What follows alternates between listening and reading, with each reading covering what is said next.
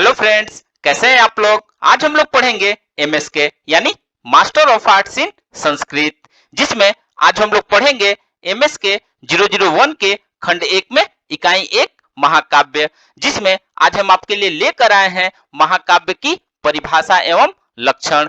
तो video start करने से पहले जो भी फ्रेंड्स हमारे चैनल पे नए आए हैं कृपया चैनल को सब्सक्राइब कर ले और बेल आइकन को प्रेस कर दे, ताकि जो भी लेटेस्ट वीडियो हमारे चैनल पे आए वो सबसे पहले आपको मिल सके।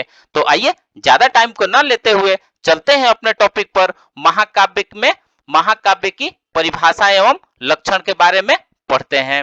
तो आइए वीडियो को स्टार्ट करते हैं। संस्कृत भाषा में महाकाव्यों की रचना के साथ ही समीक्षकों का ध्यान काव्य के लक्षण देने की दिशा में गया।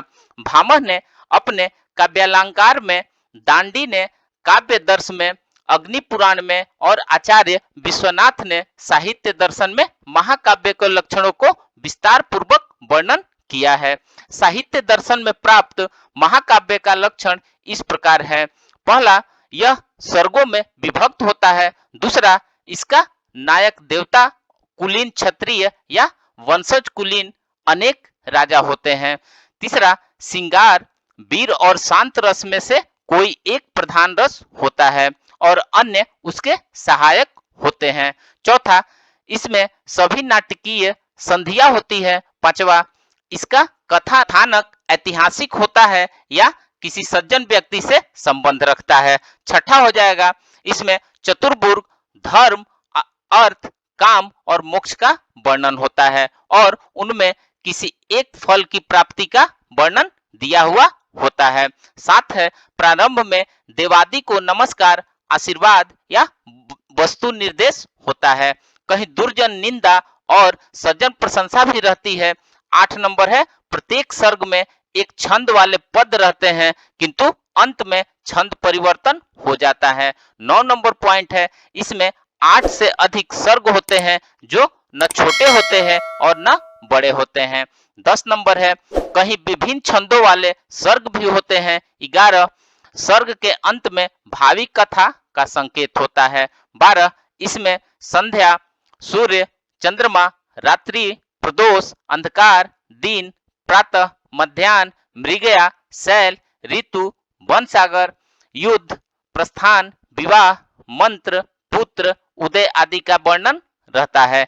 13 है, ग्रंथ का नाम कवि, कथानक, नायक या प्रतिनायक के नाम पर रखना चाहिए। 14 है, सर्गों का नाम वर्णित कथा के आधार पर रखना चाहिए। आर्ष महाकाव्यों में सर्गों का नाम आख्यान पर निर्भर होता है। महाकाव्य लक्षण के लिए भारतीय आचार्य के समान ही पाश्चात्य विद्वानों ने कुछ विशिष्ट परिभाषाएं इस प्रकार दी है। फ्रेंच विद्वान लिबसू के मतानुसार महाकाव्य प्राचीन घटनाओं का छंदोबद्ध रूपक है। लॉर्ड कैंपस के अनुसार महाकाव्य वीरतापूर्ण कार्यों का उदात्त शैली में वर्णन है। हाब्स के अनुसार कविता को ही महाकाव्य कहते हैं।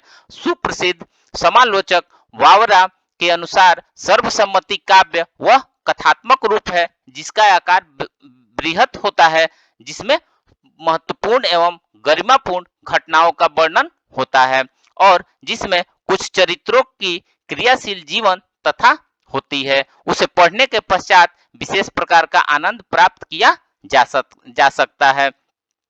सारांश में पाश्चात्य महाकाव्य का लक्षण इस प्रकार है। महाकाव्य का नायक राष्ट्र एवं जाति का प्रतिनिधि होता है, जिसके द्वारा राष्ट्र एवं जाति की विजय प्रदर्शित की जाती है। महाकाव्य के कार्य और पात्र महान होते हैं। विषय परंपरा प्रतिष्ठित, लोक प्रचलित या राष्ट्रीय होती है।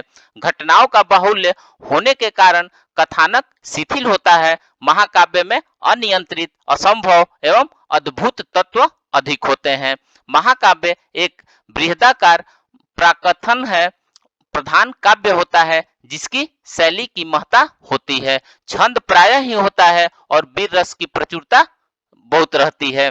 अरिस्टोटिल के अनुसार महाकाव्य का आकार इतना होना चाहिए कि एक दिन में पढ़ा जा सके, जबकि एक अन्य विद्वान का कथन है कि महाकाव्य में केवल एक ही वर्ष की घटनाएं होनी चाहिए। प्रोफेसर डिस्कन के अनुसार राष्ट्रीय कविता ही सच्चा महाकाव्य सिद्ध होती है।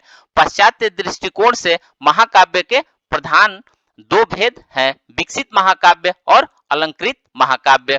विकसित महाकाव्य वह है जो अनेक शताब्दियों से अनेक हाथों से संशोधित, संपादित, परिवर्तित एवं संस्कृत होता हुआ अपने वर्तमान स्वरूप को प्राप्त कर सका है। उसका आधार प्राचीन गाथाएं होती हैं। अलंकृत काव्य वह है जिसमें एक ही व्यक्ति का काव्य कौशल दर्शित है। विकसित महाकाव्यों में इलियड और ओडिसी और महाभारत और अलंकृत महाकाव्यों में रामायण को उद्धृत किया जा सकता है। तो फ्रेंड्स, इस प्रकार से आज हमने महाकाव्य में महाकाव्य की परिभाषा एवं लक्षण के बारे में पढ़ा। तो मिलते हैं एक नए वीडियो के साथ में, तब तक से हमारे चैनल पे बने रहिए। धन्यवाद।